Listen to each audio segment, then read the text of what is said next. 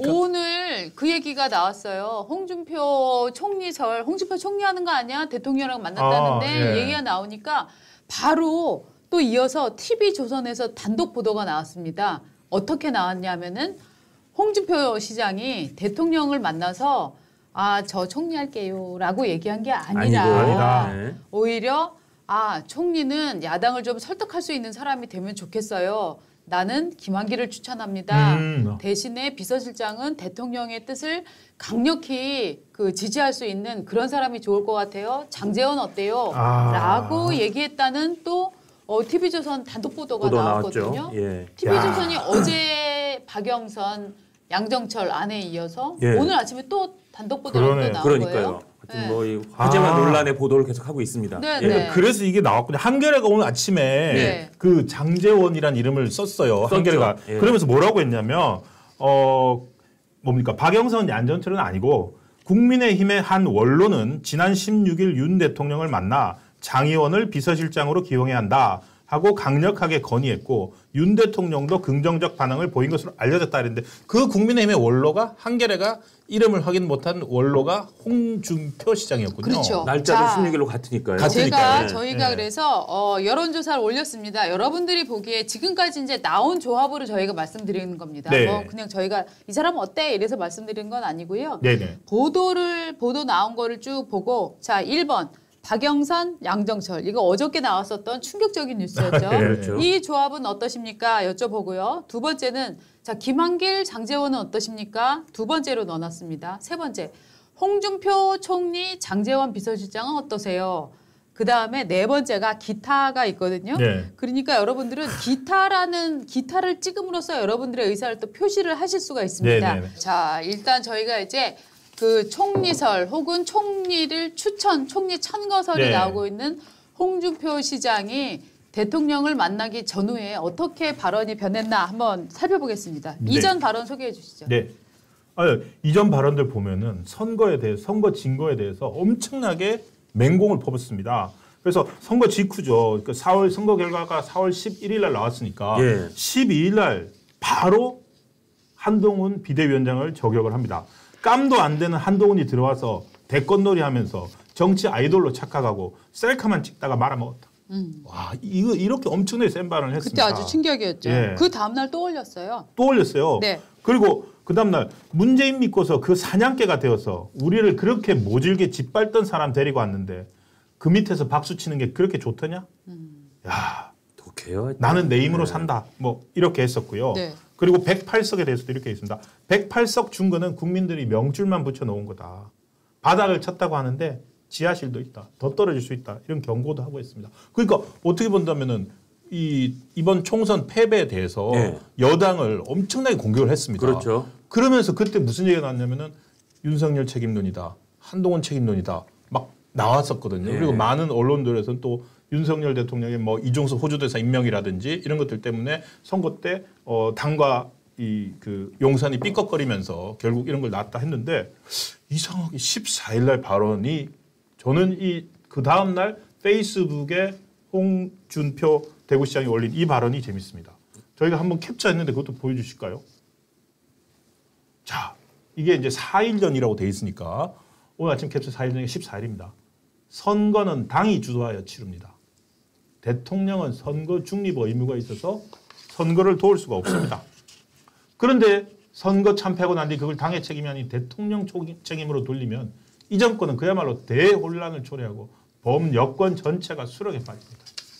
이번 선거는 자기 선거를 한 번도 치러본 일이 없는 사람들이 주도해서 그 막중한 총선을 치른 겁니다. 철부지 정치초년생 하나가 셀카나 찍으면서 나홀로 대권놀이 한 겁니다. 끊임없이 한동훈 비대위원장을 지목을 하고 있습니다. 그러니까 이제 대통령 책임이 아니라 이것은 한동훈 책임이다라고 이제 명확히 가르마 타기를 해준 거라고 봐야 되는 거죠. 대통령한테는 실드 쳐주고 한동훈 비대위원장에 대해서는 엄청난 저격을 계속 이어간 거예요. 그다음에 이제 15일 날은 송영길 막 풀어줘. 막 그런 얘기를 하는 거예요. 그래서 송영길 풀어주라는 얘기를 이제 그만하고 송영길 풀어줘라. 뭐 그 얘기를 했었는데 정말로 아주 망언 수준의 발언이다라고 해서 보수 유권자들 사이에서 굉장한 반발이 일어났습니다. 지금 정부가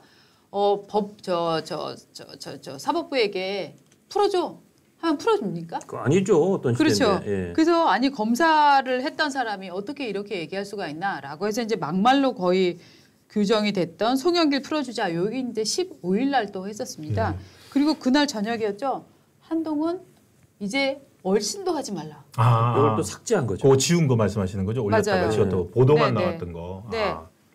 그러고 이제 16일 날 대통령을 만나기로 한 날 오전에 글을 또 하나 올렸어요.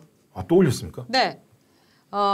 오직 전사만이 살아남는다 하는 긴 글을 올렸는데 내용을 보니까 전사만이 살아남는다 뭐 이런 글을 또 올려놨고요. 그 이후에는 대통령하고 만나서 뭘 드셨는지는 모르겠지만 굉장히 홍카콜라가 아주 부드러운 부드러운 뭐 라떼 뭐 이런 건가?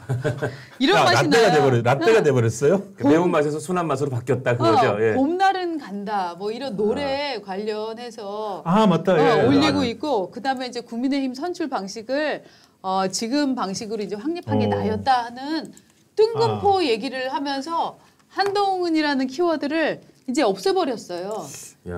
그러니까 어떻게 보면은 대통령을 만나기 전까지는 한동훈을 엄청나게 공격을 하다가 오히려 대통령을 만나고 나서는 한동훈 위원장에 대한 저격을 거의 뭐 멈췄다. 그러네요.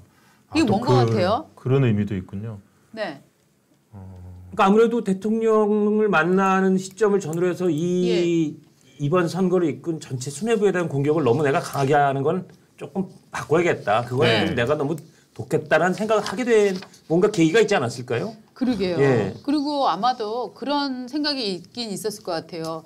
어차피 둘이 만난 거는 천하에 다 알려질 텐데 그러면은 결국 내가 한동훈 비대위원장을 그렇게 공격했던 것이 대통령 뜻으로 오인될 수도 있겠다 하는 생각도 저는 좀 하지 않았을까. 이미 그런 얘기들이 많이 나오지 않았습니까? 그래서 제가 볼 때는 저분이 머리가 좋고 판단이 빠른 분이기 때문에 야 이거 내가 뭐 하긴 했는데 이제 대통령을 만나고 나서도 한동훈 계속 조지면 이거는 대통령한테 화살이 가고 그러면 내가 대통령한테 밑뺏기지는 거니까 이건 접자. 이런 생각 아닐까. 그럴듯하네요. 그리고 지금 방금 제가 홍준표 시장 페이스북 들어왔더니 정말로 어제 마지막 글이 그거네요. 당대표 선출 방식을 제대로 또 바꾸자 해가지고 제가 만든 룰이지만 당대표 선거는 당원 100%로 하는 게 맞을 거로 보입니다. 그래서 지금 당대표 선출 방식 바꾸자는 말이 나오는데 근데 그 룰은 바꿀 필요가 없어 보이네요. 라고 또 그러니까 이거는 뭐 정치인으로서 그리고 실제 그 룰을 만든 당사자잖아요. 대표 시절에. 그래서 충분히 할 수 있는 말이네요. 그래서 저는 개인적으로는 이 홍준표 시장이 SNS 정치로 유명하잖아요. 그렇죠. 왜 갑자기 진짜 캡사이신 200숟갈 넣은 맛에서 갑자기 이렇게 청양고추도 아니고 정말 순한 맛의 고추를 넣은 이런 글을 올리고 있을까? 이 기조가 왜 변했을까라고 생각했더니 역시 TV조선 보도대로 16일 날 대통령을 만났다. 이 얘기가 지금 나오고 있는 거예요. 딱 대통령 만난 시점을 거기에 딱 박아두고 보면 전후 과정이 조금 고개를 끄덕이게 만들게 하네요. 자, 그런데 지금 여기에서 이제 홍준표 시장이 제안을 한 게 김한길 총리, 그다음에 장제원 비서실장 이거를 제안했다고 나오잖아요. 두 분은 홍카콜라가 총리 김한길 씨 시키세요라고 얘기한 게 정말 대통령을 위한 진심이라고 생각하세요? 아니면은 뭐 다른 뜻이 있었다라고 생각을 하세요? 어떻게 생각하세요? 다른 뜻이라 하면 어쨌든 그러니까 각자가 지금 이제 지금 나오는 이름들이 제 생각에는 어제 박영선 그리고 뭐 최초에 그랬잖아요. 총리는 인준을 받아야 되니까 김부겸 그리고 지금 또 뭐 박영선 그리고 김한길 공통점은 다 민주당에서 인준을 안 해주거나 거부하기 좀 힘든 인사들이니까 나름대로 아이디어로서 제시를 했다고 생각하는데 그리고 김한길 국민통합위원장 같은 경우에는 이제 현재는 민주당 인사가 아니죠. 민주당 대표를 했던 적도 있으니까 와서 충분히 할 수 있는 카드라고 생각해서 약간 진정성 있는 아이디어 아닐까요? 진정성 있다. 어떻게 보세요? 저도 그럴 것 같은데요. 현재로서 할 수 있는 그냥 여러 가지 현실성과 실효성 이런 걸 또 종합할 때 제일 그냥 현실적으로 고를 수 있는 카드라고 생각했을 것 같습니다. 근데 그 총리설이 나오고 있잖아요. 나는 할 생각이 없다라고 얘기한 거는 왜 그렇다고 생각하세요? 아니 아주 뭐 원론적으로 얘기할 수 있는 게 직선제로 뽑힌 그렇죠. 선거로 뽑힌 시장 네. 방역자치단체의 네. 시장으로서 네. 그 임기를 그만두고 총리로 간다는 게 네. 본인이 앞으로 뭐 대권 행보에도 썩 좋지는 않을 것 같고요. 사실 뭐 총리라는 건 임기가 있는 것도 아니고 네. 그래서 대통령이 보장해주지 하지 않는 한 총리 권한이라는 것도 사실은 굉장히 왔다 갔다 하는 거고요. 네. 그래서 맞습니다. 진짜 안 할 생각이 없을 수 있을 것 같은데요. 그렇죠. 예. 저도 할 생각이 없어 보이는데 네. 저는 이제 무엇보다 내가 내 그 경쟁자, 잠재적 경쟁자가 될 수 있는 한동훈이 이미 충분히 짓밟았고 예. 그 다음에 나는 대통령한테 도와주는 액션을 취함으로써 포인트 좀 얻고 예. 하기 때문에 이런 양수겹장으로 정말 대통령을 생각하는 듯이 자기가 친한 사람이 아니라 그 중간지대에 있는 김한길 위원장을 추천하고 예. 뭐 이런 뭐 여러 가지 정치적인 생각을 한 것은 아닐까 그런 생각을 좀 해봤어요. 네. 그러네요. 그렇게 보일 수 있겠네요. 예, 예. 맞네요. 네. 그런데 네. 이제 이게 함어평이 오르면 또 개개인들은 아니라는 게 확정될 때까지 마음을 놓지 못하는 것 같아요. 그러니까요. 네. 그리고 또 그런 것도 네. 있다 그러더라고요. 정치인들은 또 네. 관료들은 하마평에 오르는 순간 네. 일단 총리 하마평에 한번 오르면 자기는 총리급 인사가 되는 거잖아요. 그렇죠. 그러니까 무조건 그렇죠. 기분이 좋대요. 네. 무조건 맞아. 기분이 좋대요. 떨어져도 좋다. 그렇죠. 그래서 어떨 때는 사실 본인이 스스로 약간 자가 발전하게 그렇군요. 하지 않습니까? 맞아요. 하마평 그래서 중에. 예. 그 기사 쓸 때 뭐 한 3명 쓰게 되면 사람들이 막 전화한다면 나 꼭 넣어달라고. 그러니까요. 그래서 기사에다 자천 타천으로 거론되고 있다. 그런 문장도 나오잖아요. 아 정말 그거는 기자의 악취미군요. 정말 굳이 또 쓰면서 그걸 또 그치. 악취미예요. 이게 정말로 올곧은 기자인지. 아니 악취미가 아니라 저는 되게 중요한 단서라고 생각하는데요. 그건 이거잖아요. 여기 이름이 5명이 올랐지만 이 5명이 모두 신빙성 있는 후보는 아니다. 혹은 그 사람이 전화해서 할 수 없이 넣은 사람도 있다라는 거를 네. 제가 발전도 뉘앙스로 껴있다 그 얘기죠. 네. 예. 자 네. 지금 저희 이제 기타 하신 분들이 올려주시는 것들이 있습니다. 권영세 장재원도 나와. 권영세 총리, 장재원 비서실장. 이렇게 네. 하면 뭐 비서실장 거의 장재원 이렇게 올려주신 의원의 뭐 분도 있습니다. 굳은자처럼 되네요. 예. 자, 지금 투표 안 하신 분들 계십니까? 저희가 중간 개표 결과 잠깐 알려드릴게요. 네네네. 네, 알려주세요. 예, 지금 현재 1,300분 넘게 투표를 해주셨고요. 김한길 총리, 장재원 비서실장이 37%로 제일 많고, 그 다음이 기타입니다. 기타. 그 다음이 홍준표 총리, 장재원 비서실장. 그리고 박영선, 양준철도 6%나 됩니다. 예. 자, 김한길, 장재원이 37%, 홍준표, 장재원이 23%인데 요 사이에 기타가 있어요. 34%. 그렇습니다. 예. 그러니까 난 이 세 커플이 다 마음에 안 든다가 한 3분의 1쯤 지금 3분의 되는 1이네요. 상황이시고요. 네. 그 안에서는 김한길, 장재원이 가장 좋다라고 보시는 분이 많고 그 다음에 홍준표, 장재원, 박영선, 양정철이 6%라는 것도 이게 상당히 재미가 있네요. 예. 지금 고건 전 총리 그리고 비서실장 장재원인데 고건 전 총리는 연세가 지금 좀 많으신지 어떤 거.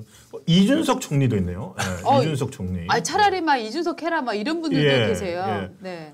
그래서 이게 굉장히 안정권 재밌는데. 정광은 뭡니까? 네. 이런 거는 그냥 올려주신 거고. 네. 자, 박영선 씨가 네. 이미 이제 하버드를 떠나서 일본에 가 있다라고 하는 걸 어제 저희가 가장 먼저 이제 전해드렸습니다. 아마도 저희를 통해서 어저께 뉴스를 보신 분들은 와, 박영선은 이미 미국 떠났대. 그래서 그쵸. 일본에 있대 하는 걸 가장 먼저 들으셨으니까 저희가 정말 페이스북까지 보여드렸었죠. 네, 자부심을 가지셔도 네. 되는데요. 그 박영선 씨가 지금 오사카에 머물고 있다고 합니다. 네. 오사카에서 기자들이 이제 연락을 많이 했겠죠. 네. 박영선 씨가 재밌는 말을 했습니다.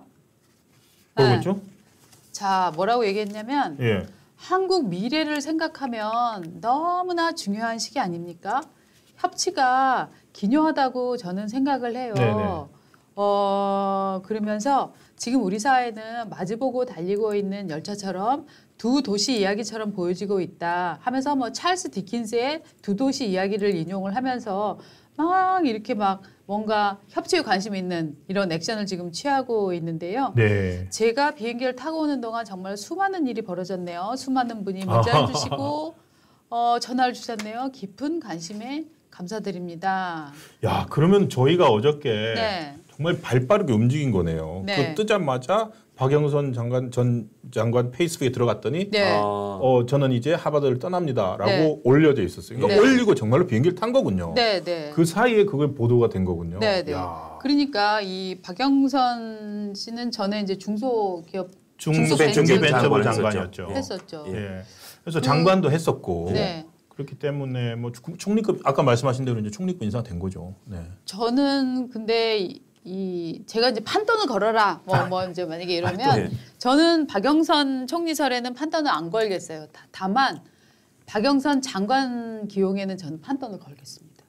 저는 총리가 아니라 장관이다. 네, 저는 박영선 씨가 기본적으로 대통령하고 일종의 교감을 갖고 미국에 가서도 공부를 이런 쪽으로 스펙을 관리해온 게 아닌가라는 생각을 좀 갖게 됩니다. 왜냐하면 박영선 씨 솔직히 뜬금없이 반도체 강국인가요? 그런 이슈를 들고 나와서 그렇죠. 갑자기 반도체 전문가인 것처럼 얘기들을 굉장히 많이 하고 있는데요. 근데 반도체는 반도체 산업 육성은 윤석열 대통령의 공약이고 그렇죠. 그리고 지금 국정 과제입니다. 맞습니다. 준비된 장관인가? 예, 저는 그래서 이 박영선 씨가 이 과거에도 이렇게 그러니까 박영선 씨를 딱 놓고 얘기하는 건 아니지만 이렇게 자리를 가려고 이렇게 스펙 관리를 잘하는 사람들을 보면 저 사람이 과학에 관심이 있다. 저 사람이 뭐 철학에 관심이 있다. 저 지도자는 뭐 경제에 발전이 있다. 관심이 있다 이러면 거기다 이렇게 자기 스펙을 갖다 끌어다 맞추더라고요. 그래서 저는 박영선 씨가 왜 뜬금포 반도체를 이렇게 갑자기 얘기를 하나. 그리고 제가 기자 시절에 아주 제가 어린 기자 때 박영선 씨를 이제 취재 현장에서 만난 적이 있는데 죄송합니다만 제가 아는 박영선 기자는 그렇게 부지런한 기자는 아니었어요. 제가 봤던 시점에는 늘 180도 상태였습니다. 180도 상태라는 건 주로 누워있다는 얘기죠.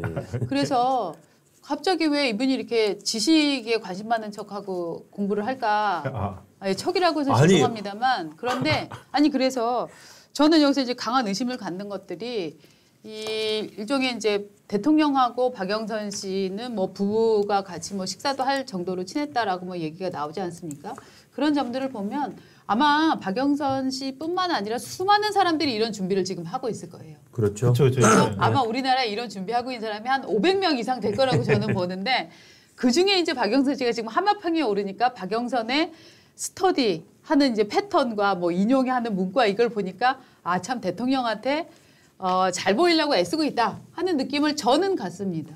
근데 진짜 그 윤석열 대통령하고 박영선 전 장관이 아주 친한 거는 여러 가지 정황이 많더라고요. 근데 제가 들은 재밌는 이야기가 사실 윤석열이라는 사람을 오늘날 대통령으로 만들어준 중요한 키워드 중에 하나가 나는 사람에게 충성하지 않는다 하지 않습니까? 이 나는 사람에게 충성하지 않는다는 발언을 했던 장이 바로 당시 박영선 위원장이 만든 상임위에서 사실은 그때 그 지방에 좀 좌천돼 있던 윤석열 검사가 안 나오려고 그랬대요. 근데 그걸 전화 걸어서 좀 친분이 있으니까 나와서 얘기를 해라라고 해서 박영선 위원장이 억지로 끌고 나오는 것처럼 해서 그 자리에 나와서 나는 사람에게 충성하지 않는다. 근데 이야기가 결국 대통령의 어떤 정치적 자산이 됐으니까. 그렇죠. 그런 면에서도 두 사람은 굉장히 각별한 사이라 그러더라고요. 그 댓글 조작 사건 때 수사 그렇죠, 때. 그러니까 보면은 그렇다면 어떻게 보면 윤석열 대통령은 검사 시절에 보니까 다 박근혜 정권 시절에 야당 인사들과 야당 인사였던 박영선 의원 또 야당 인사였던 양정철과 이 친분을 맺었던 거네요.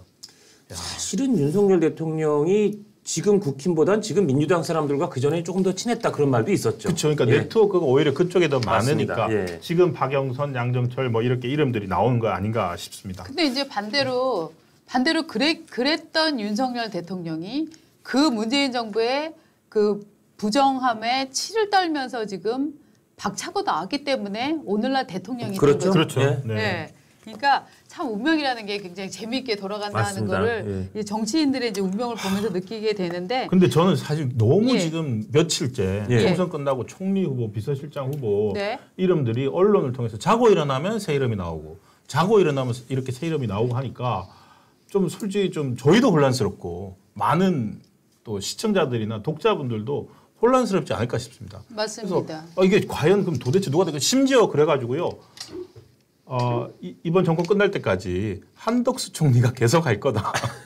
계속 못 정하고 이런 얘기까지 나옵니다. 유임됐으면 좋겠다라는 말씀들을 그것도 굉장히 많이 하십니다. 기타에 왜냐하면 있는 것 같아요. 누구를 갖다 대도 반대로 이제 박영선 씨를 총리에다가 후보로 올린다고 해도 분명히 야당에서는 딴지를 걸 겁니다. 그렇죠. 예, 좋네요, 패스. 절대 이렇게 되지 않고 끊임없이 뭔가를 찾아내서 시비를 걸 거기 때문에 많은 분들은 나 그거 너무 지겨워. 그냥 지금 하던 대로 해라는 마음을 많이 갖고 계신 것 같아요. 그리고 아마 그분들이 예상을 하시는 건 야당의 태도가 협치를 할 태도가 지금 징후가 별로 안 보이고 있잖아요. 맞습니다. 그래서 아마 그 지점 때문에 이렇게 얘기를 하시는 것 같는데 자 지금 일단 장제원 의원 같은 경우는 실제로는 불출마 선언을 하면서 굉장히 용기 있게 이 어떤 선거판에 있어서 난 불출마할게 손을 탁탁 초반에 털어준 거잖아요. 그렇죠. 하기 때문에 보수 유권자들 사이에서는 야 장제원이 오히려 가장 남자다웠다 이런 얘기도 많이 하고 있는 편이에요. 맞습니다. 예. 예.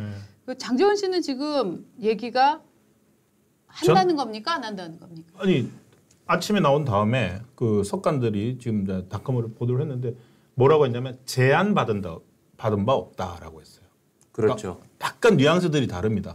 제안을 받은 바 없다. 어느 매체 보도는 처음에 뭐 단독해서 윤 대통령 비서실장이 장제원 결심. 결심. 그러니까 그 결심 발의 나오기 전에 원래 네. 제안했다. 네. 했다가 장제원 의원이 나는 제안 받은 적 없다. 그러니까 오. 제목을 바꾼 게 결심. 그렇게 된 거예요? 그렇죠. 그러니까 대통령의 그렇군요. 마음속에는 장제원 그렇지만 비서실장이 굳어졌는데 아직 연락이 안 갔다. 약간 그런 정도의 보도가 나오는 상황인 것 같습니다. 지금 보니까 이 워딩들 잘 어저께 양정철 같은 경우에도 네. 제안받은다 없던 말을 안 했어요. 양정철은 저는 어떤 공직 앞으로 할 생각 없다. 이런 식으로 얘기했어요. 그러니까 그거는 그래서 상대적으로 뭔가 언질은 어떤 형태로든 가지 않았을까 이렇게 유추를 했는데 장제원 같은 경우에는 제안받은 바 없다니까 네. 제안을 할 수도 있는 거죠 앞으로. 그렇죠. 그런데 제안받은 바 없다는 또 아니요 나는 지금 백의종군하면서 정부의 성공을 돕겠어요 라는 말과는 또 다른 결이에요. 다른 결이죠. 그렇죠. 예. 즉 제안 받으면 하겠다라고 읽힐 수도 있는 거잖아요. 그렇죠. 예. 그러니까 실제로 근데 장제원 의원이죠. 그러니까 이번 출마 안 했지만 네, 아직 네. 의원이죠. 장제원 의원 같은 경우에는 이미 비서실장을 한 번 했습니다. 그러니까 당선인 비서실장을 했고, 했죠. 네. 예, 당선인 비서실장을 했고 이른바 또 어쨌든 윤핵관에 뭐 이준석이 붙인 이름이긴 하지만 네. 그래서 가장 가까운 인물이고 하니까 지금 같은 시절에 제 개인 생각입니다만은 뭐 여러 사람이 있지만 사실 양정철이 비서실장 된다고 해서 그 다른 여러 이제 수석들이나 비서관들하고 케미가 맞을 수가 없잖아요. 예. 이 사람 혼자 민주당에서 온 사람이고 맞아요. 그 혼자서 그 비서실장이라는 사람이 그 나머지 수석들 다 그걸 하면서 이 조율을 해가지고 대통령과 이렇게 의사 커뮤니케이션을 해야 되는데 그런 과정들을 막 엄청나게 걸릴 텐데 장제원 의원 같은 경우에는 그냥 바로 들어가서 할 수 있는 인물 중에 하나가 아닌가 네. 그렇게 생각합니다. 그래서 그 부분에서 저는 오늘 아침에 천하람 그 개혁신당 예. 당선인이 나와서 한 얘기가 흥미롭게 들렸는데요. 네. 이 양반 얘기는 가능한 시나리오다. 양정철 가능하다. 비서실장. 왜냐? 대통령 입장에서는 지금 아마 정계 개편을 하고 싶을 것이다. 음. 그러려면은 친명과 친문 세력의 좀 분할을 통해서 친문 세력과 연합을 하는 식의 정계 개편을 하고 싶을 수 있다. 그렇다면 그 하고 싶은 대상에 양정철이라고 하는 대단한 네. 전략가 친분도 있고 하니까 그렇죠. 그 사람을 비서실장을 데려다가 친문과의 연합을 꾀하는 그런 정계 개편을 시도할 수 있다고 생각한다. 아마 그렇다면 다 이건 천하람 당선인 내피셜입니다만 예.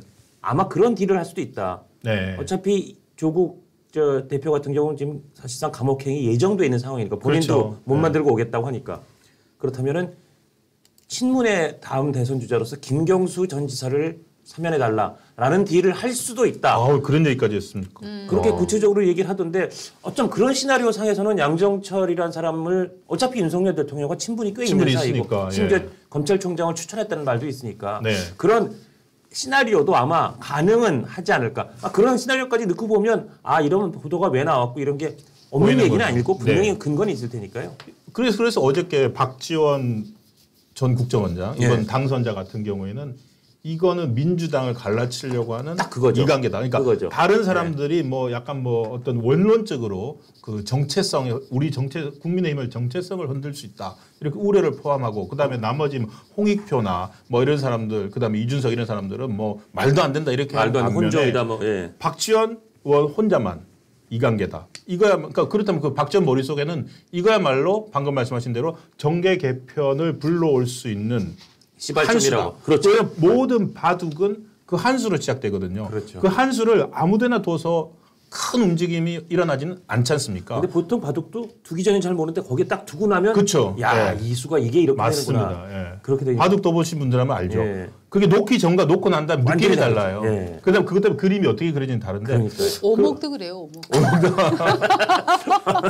그래서 양정철이라는 이름이 사실은 네. 거론이 됐을 때 네. 이걸 단순한 해프닝으로 봐야 될 건지 아니면은 정말로 그러기에는 너무 가볍게 좀 이름이 나온 거 아닌가 싶은 생각도 사실은 그렇죠. 들거든요. 그래서 정치를 아는 분들은 그 얘기를 어제는 많이 했었어요. 대통령이 네.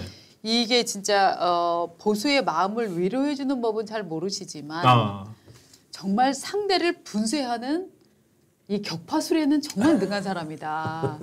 이 박영선이 양정철 안이 가져올 보수층에서의 충격도 간단치 않지만 이거는 정말 야당에는 정말 큰일 날 이게 실행되면 정말 큰일 날 그렇죠. 방안이다. 그래서 정말 윤석열은 싸움에 강하다. 뭐 이런 얘기가 어저께 쫙 퍼지고 있더라고요. 시의회는 좀 약하시고 시의회는 약하고. 네, 네. 가격에는 좀 강하시고 뭐 네. 그런 게 되겠네요. 역시 힐링 계열은 아니고 아니군요. 격파 계열인 거죠. 격파 계열.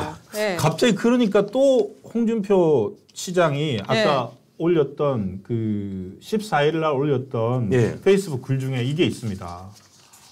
윤 대통령은 우리 당에 들어와서 정권 교체도 해주고 지방선거도 대성하게 해주었지만 한동훈은 도대체 뭘 했습니까? 라고 또 얘기를 했거든요. 근데 이게 윤석열 대통령을 홍준표 시장도 이렇게 보는군요. 그렇죠. 싸움하면 이겼다. 이때쯤이면 또 밥을 먹는 게 대강 예정돼 있을 수도 있고 하니까. 그렇죠. 밥 먹은 사람의 그 14일이면은 네. 보통 16일 날 만날 거면은 아우 훨씬 뭐 그 전에 당일날 전날 콜을 하진 않죠. 그러진 않았겠죠. 네. 어쨌든 총선 이후에 했으니까 네. 이제 모레 만나야 되는데. 네. 그런데 이게 정치 전문가들은 예. 지금 가장 윤석열 대통령이 네. 조심을 해야 될 거는 2016년에 새누리당 패배 이후에 박근혜 전 대통령이 걸었던 길을 걸으면 안 된다 이런 얘기들을 하고 있거든요. 맞습니다. 네. 예. 조선일보 칼럼에도 그 내용이 좀 나왔었죠. 예. 저는 이분이 쓰신 윤태곤 네. 정책 칼럼니스트. 윤태곤 그래갖고 정말 전 이분의 팬이 됐어요. 제가 글을 계속 읽어보니까 정말 과거 사례들을 많이 알고 꼼꼼히 알아서 글들을 잘 정리를 해주는데 결국은 이 긴 글을 좀 네. 요약을 해보면 몇 개 팩트로 좀 요약이 되잖아요. 그렇습니다. 팩트 요약 좀 정리 좀 해주세요. 네. 그 요지로 하자면 앞으로 3개월, 네. 3개월이 너무너무 중요하다. 3개월. 이것이 이 3개월이 국민의힘이라는 정당의 체질 개선과 혁신을 위한 뭐라고 할까 황금의 시간이다. 네, 네. 똑같은 사례가 8년 전에 있었다. 네. 8년 전과 지금 똑같아. 네. 8년 전 4월에도 국회의원 선거에서 당시 새누리당이 패배를 했다. 네. 122석으로. 지금 108석이지만. 예, 그 전에 직전에 있었던 일들은 네. 김무성의 도장 들고 나르샤로 그렇습니다. 정리가 되는 정말 공천 갈등, 대단한 공천 엄청난 갈등이었잖아요. 공천 갈등을 겪었고 예. 그 결과가 총선에서의 패배였다. 네, 그런데 총선 패배 이후에 그 당이 바로 제대로 수습되지 않더라. 네. 쇄신을 해야 된다면서 뭐 혁신위원장을 만들어 놓고 그다음에 맞습니다. 혁신위원장 자르고 예. 그다음에 비대위 위원 했다가 비대위원 또 무산되고 예. 그래서 결국은 아주 혁신을 할 수 없는 힘, 혁신을 할 성향이 아닌 김희옥 씨 이런 사람을 앉혀놓고 그냥 대충 흘러가더라. 그렇죠. 그렇게 해놓고는 네. 6월에 네, 당대표를 뽑았다. 네, 그 당대표가 당시 이정현이었다. 네. 그런데 이정현은 거의 친박, 강성 친박이었지 않습니까? 그렇죠. 그러면서 네. 당의 체질을 개선하지 못했고 그 결과 4, 5, 6, 6월 당대표 뽑고 그리고 우병우 민정수석이 들어오고 김재원 정무수석이 들어오고 안종원 정책수석이 둘러싸인 상태에서 9월, 10월 이때부터 흔들리기 시작하더라. 그러니까 이제 이분 말씀은 당에서도 이제 이를테면은 대통령에게 네. 딸랑거리는 사람들 또 대통령 측근에도 대통령에게 딸랑거리는 사람들만 있어서 양쪽 다 이런 세력으로 가득 차게 되면 민심을 듣지 못하고 다른 외부 충격이 왔을 때 대응이 굉장히 느려지더라. 느렸다. 예. 그러니까 이 체제를 하지 말고 좀 대통령이 여유를 갖고 해야 된다라고 하는데 사실 언론들도 참 문제인 게요. 예. 대통령 뭐 아직도 고민하고 있다, 총리를 고르지 못하고 있다, 뭐 이렇게 비판 기사를 쓰기도 하는데 아니 총리가 장난입니까? 총리가 50명, 뭐 20명 반의 반장은 아니잖아요. 그러니까 예. 사실은 어떻게 보면은 대통령도 사실은 총선 결과를 두고 충격을 받았기 때문에 대통령이 어디서부터 패배를 했을까? 이 패배의 원인은 뭘까? 이거를 타개하려면 내가 어떤 가치를 회복해야 되나? 이런 시간을 좀 줘야 된다고 생각하거든요.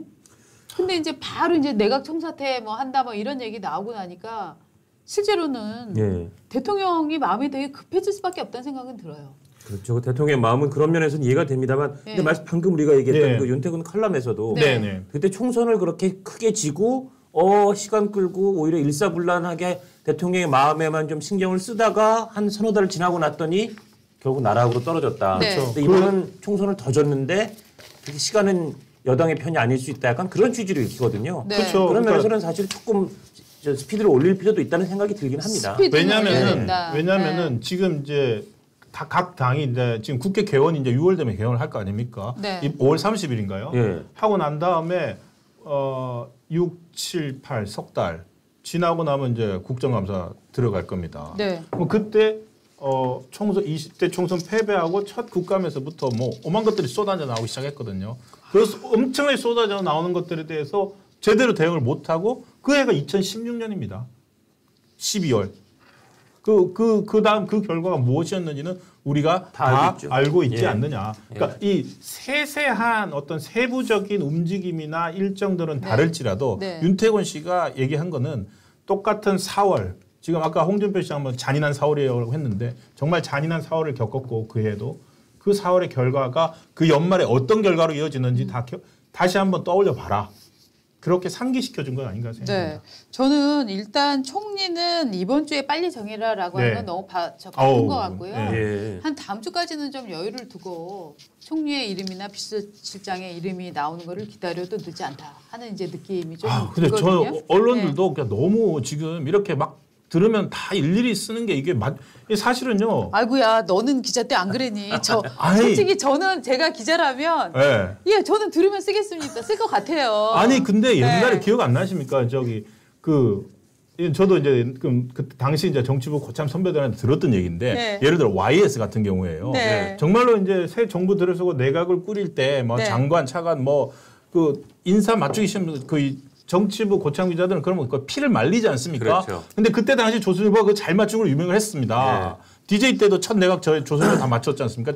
DJ 민주당 첫 정부인데도. 근데 YS에 관해서 들은 게 뭐냐면 YS는 그랬다는 거예요. 이름 나오면 이름 나오잖아요. 그럼 안 쓰죠. 절대. 안 쓴대요. 네. 그래서 실제로 취재를 들어가면은 제발 쓰지 말아달라. 조선일보에 내 이름 나가는 순간 나는 아웃이다.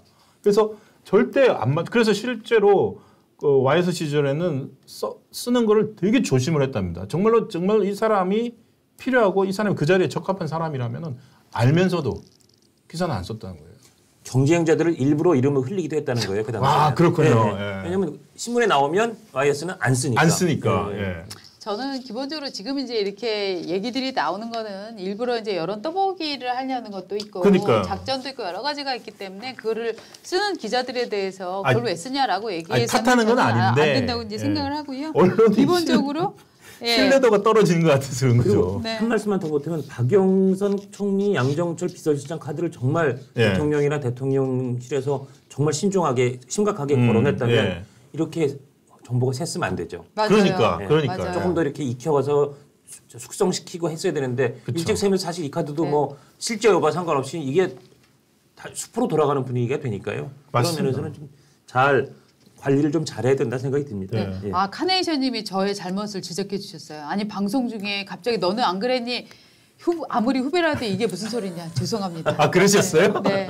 저는 너무 평소 말버릇이어서 네. 굳이 잘 인식도 못했는데 죄송합니다. 지적해 주셔서 감사합니다. 네, 감사합니다. 방송에서는 죄송합니다. 좀. 네.